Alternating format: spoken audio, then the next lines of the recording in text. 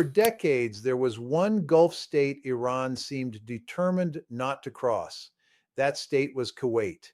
If you value serious reporting on the world's most dangerous flashpoints, subscribe to my channel, John Lawrence. Leave your view in the comments and share this video with others who want clear analysis without the noise. I'm John Lawrence, and tonight the story is not just about another regional clash. It is about a line that Iran long avoided and may now have erased. Every other Gulf state took hits at one point or another. Saudi Arabia endured Houthi attacks backed and armed by Iran. The UAE absorbed waves of drones and missile strikes during this war alone. Even Qatar, often described as closer to Tehran than its neighbors, was struck anyway. But Kuwait was different. Kuwait stayed publicly neutral.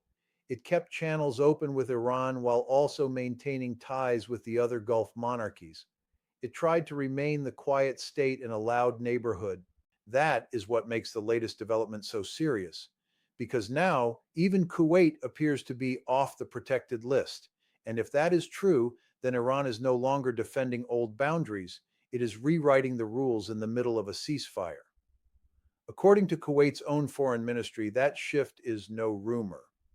Kuwaiti authorities said an armed group made up of elements from Iran's Islamic Revolutionary Guard Corps infiltrated Buyan Island with the aim of carrying out hostile acts against the state of Kuwait. The statement added that the group engaged Kuwaiti armed forces personnel before being apprehended and that one member of the Kuwaiti military was injured in the confrontation. That is not a misunderstanding. That is not a maritime accident. That is a state-level escalation. What makes it even more explosive is the location. Buyan Island sits only about 30 kilometers southwest of the Iranian border. Tehran knows exactly where it is and exactly why it matters. The island has become sensitive because American forces are believed to be operating from the island and from the base located there. Iran had already signaled how it viewed that site. On April 4th, after U.S. forces carried out airstrikes just north of the area against Iranian-backed militants moving toward Iraq, Iran responded by hitting the island. So when IRGC commandos now try to infiltrate that same base during a ceasefire, the likely objective is hard to ignore. This looks like an attempt to seize leverage by targeting Americans without openly admitting it. Kuwait's response was carefully worded but deeply significant. The government said the attack constituted a violation of Kuwaiti sovereignty and declared that the state of Kuwait reserves its full and inherent right to self-defense under Article 51 of the United Nations Charter, including whatever measures it deems appropriate to defend its territory and protect its people and residents. And on paper, that sounds like the kind of formal statement any government would issue after a border incident. In reality, it may be much more than that. There is a reason this matters now. Similar language was used before by the UAE after repeated Iranian drone and missile attacks. At the time, many outside observers treated those statements as diplomatic routine, but what came later suggests something else. We now have confirmation that the UAE was not simply condemning attacks, it was striking back. Reports now say the Emirates secretly carried out attacks on Iran, including a strike in April on an oil refinery on Iran's Levan Island. The exact timing remains unclear. It may have happened hours before the ceasefire or hours after it was announced. But what matters is this. At the time, nobody knew for certain who hit that refinery. Israel denied involvement. The United States denied involvement. Iran blamed no one publicly. Now the picture is far less murky. This is where the broader regional picture becomes clearer. When the war began, Gulf governments publicly signaled that they did not want to be drawn into it. They said they would not allow the United States to use their airspace and would not open the bases on their territory for direct operations against Iran. That was the declared position. But Iran then started attacking those same countries in retaliation for actions carried out by Washington and Israel. That changed everything. From the Gulf perspective, it made no sense. These were states trying to stay out of the conflict, yet they were being treated as if they were active participants. That is why the line began to move. Once Iran started hitting states that were not looking for war, Neutrality stopped offering protection. Reports now suggest some countries quietly began allowing the United States greater operational freedom, while others took their own direct action against Iranian targets. The UAE appears to have been one of them, and the Emirates are not a symbolic player. It is a small country in geographic terms, but its military is modern, disciplined, and heavily equipped with Western built fighter aircraft, surveillance systems, and integrated defenses. The message behind a strike on Iranian energy infrastructure is simple. If Tehran believes it can intimidate Gulf states through missile pressure and covert violence, Abu Dhabi is signaling that the cost will not remain one sided. And if the war resumes, that becomes very bad news for Tehran. And it was not only the UAE. New reporting now indicates that Saudi Arabia was also involved in covert retaliation against Iran as the regional war widened. That matters because Riyadh was not part of the opening phase of this conflict. Saudi Arabia did not begin this war as an active combatant. It became involved only after Iranian actions reached Saudi infrastructure and Saudi civilians. At that point, the logic changed from distance to deterrence. No state that takes itself seriously can allow repeated attacks on its territory and simply absorb them forever. That is why these reports, even if they came late, are important. During the war, there was constant speculation over whether Saudi Arabia was quietly hitting back. Now there is growing confirmation that it was, but without public declarations.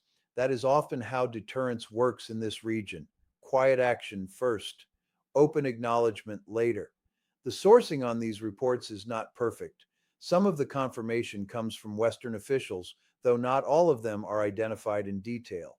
Other parts come from Iranian officials, whose credibility is always a separate question. But the broader conclusion is still believable.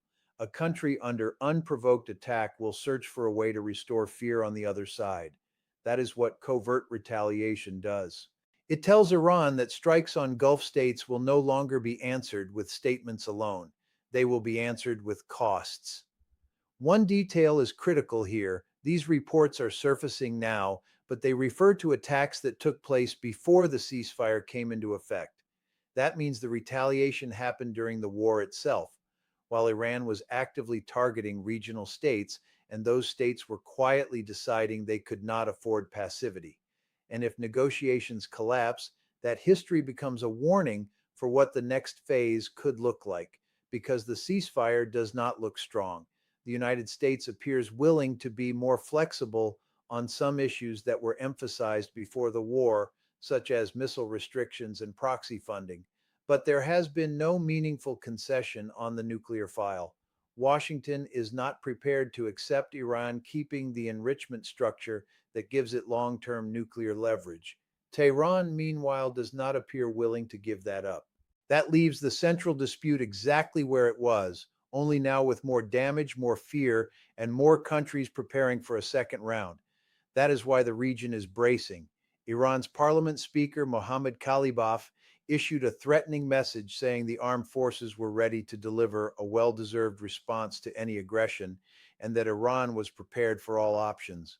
President Trump, for his part, dismissed the Iranian response to the American peace proposal in harsh terms, calling it worthless and describing the ceasefire as being on life support, even while still saying diplomacy remained possible.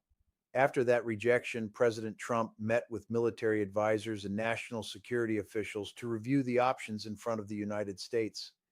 That meeting came after Iran delivered what it described as a peace proposal.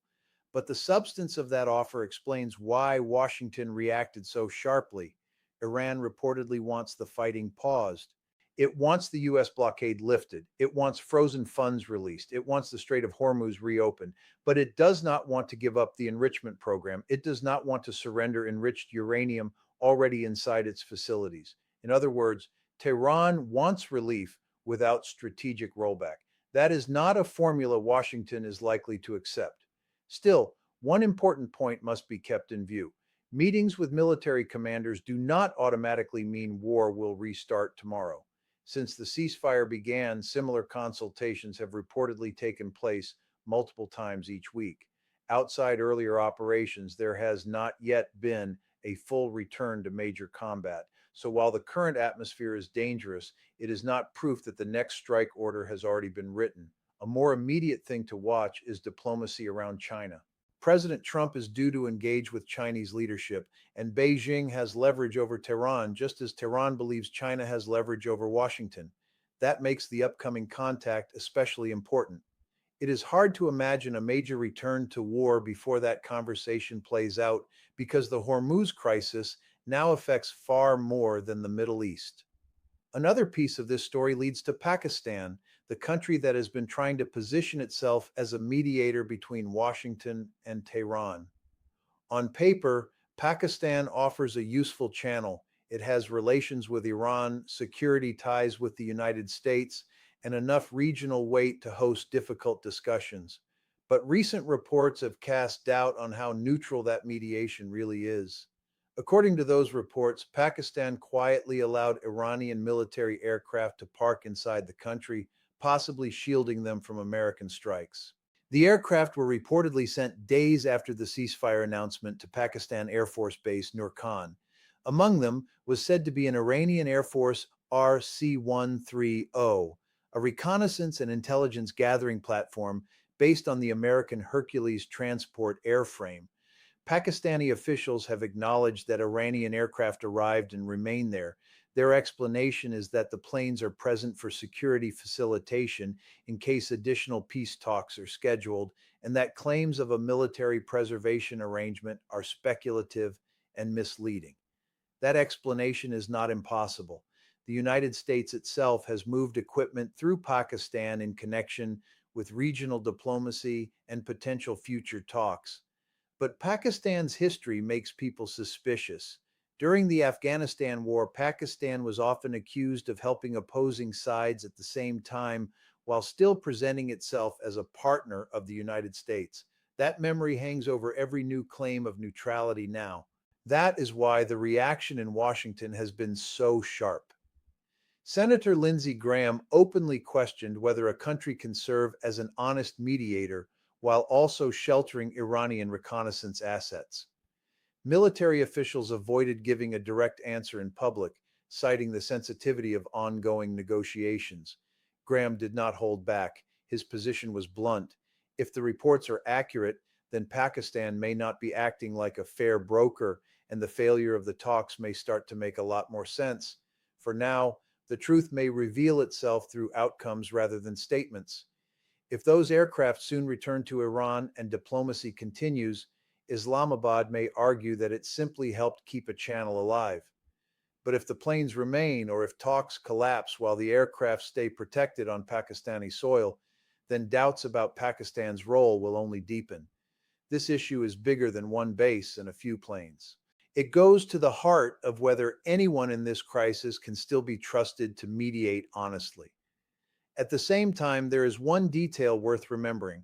Not long ago, Iranian officials were accusing Pakistan of leaning too far toward the United States. In a strange way, that cuts both ways. When both sides accuse the mediator of favoring the other, it can sometimes suggest the mediator is at least trying to stay in the middle. But that balance will not remain theoretical for long. While diplomacy struggles, conditions inside Iran are getting worse by the day. Reports from inside the country describe backbreaking inflation, especially in food. That detail matters because English language coverage often focuses on missiles, negotiations, and naval threats, while ordinary people inside Iran are confronting a much simpler reality. Every week, basic life costs more, in some cases, much more. Prices for essential goods have surged so rapidly that many people are now measuring decline not month by month, but day by day. Part of the problem appears to be supply. One report says food cargo that was supposed to enter the country was disrupted because the IRGC attempted to hide weapons inside containers intended for food transport. If that happened, the effect would be brutal. Not only does it distort already fragile logistics, it also turns humanitarian supply chains into channels of military risk. When supply does not come in, scarcity rises. When scarcity rises, prices explode. And in Iran's case, That pressure is landing on a population already weakened by years of economic strain. At the same time, the currency continues to lose value. That means imported goods become harder to afford with every drop. The central bank has now imposed restrictions on foreign currency transactions in order to protect its reserves. Tehran needs dollars, euros, and other hard currencies to keep vital imports moving. The trouble is, preserving reserves does not stop the social damage already underway. This is also where sanctions show both their power and their limit. They absolutely hurt. They slow commerce, shrink purchasing power, tighten access to foreign exchange, and make it harder for the state to sustain normal economic life. But in the short term, sanctions do not automatically change the decisions of a regime that is built to offload pain onto everyone else. That is the deeper problem. In countries like Iran and in other hard systems such as Russia or North Korea, the people bear the pressure first. The elites do not. The ruling class still has access, protection, and privilege. So even when the economy worsens, the leadership may choose confrontation over compromise because it does not experience the suffering in the same way as the public. That is why a collapsing currency does not always produce a political breakthrough. Sometimes it only produces a poorer population and a more desperate state. So when we ask why Iran keeps behaving this way, even while food inflation rises and reserves tighten, the answer is not hard to find. The people who pay the cost are not the people making the choice. The regime can continue for a long time under terrible economic conditions if it is willing to let its own citizens absorb the damage. That is the cruel stability of authoritarian systems. They can be weak and stubborn at the same time, and that makes crises like this far harder to resolve. To really understand how Iran reached this point, you have to look further back than today's negotiations and even further back than the Islamic Revolution of 1979. You have to go deeper into the history of how power was built, protected, and distorted long before the current regime took shape. The habits of the ruling class, the fear of outside pressure, the use of strategic ambiguity, and the instinct to survive at any social cost did not appear overnight. Those patterns run through the modern history of the Iranian state, all the way back to earlier dynasties and earlier political bargains that still cast a shadow over the country now. But for this moment, the immediate facts are enough. Kuwait stayed neutral and was targeted anyway. The UAE and Saudi Arabia were hit and quietly retaliated. The ceasefire remains fragile. The negotiations remain thin. The Gulf states are no longer assuming distance will protect them. They are preparing for what may come next. And Iran, instead of calming the region, appears to be testing how much pressure it can still apply before the war returns. If you found this report valuable, subscribe to my channel, John Lawrence, comment with your thoughts, and share this video with others following this crisis. I'm John Lawrence. And the most dangerous move in this story may be the one still being prepared in silence.